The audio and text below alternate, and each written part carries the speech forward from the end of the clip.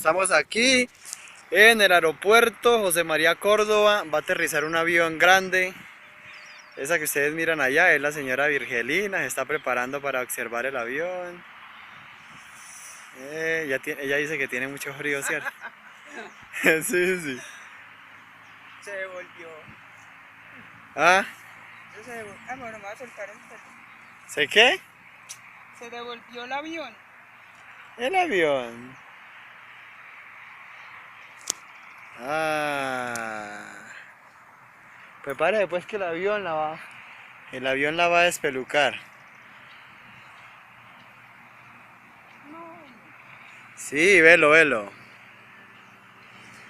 Mírelo, velo. ¿Sí lo mira ahí en la montaña?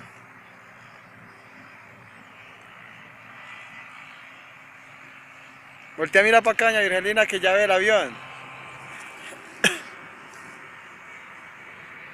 ¿Ya está viendo el avión? Ah, claro. Velo.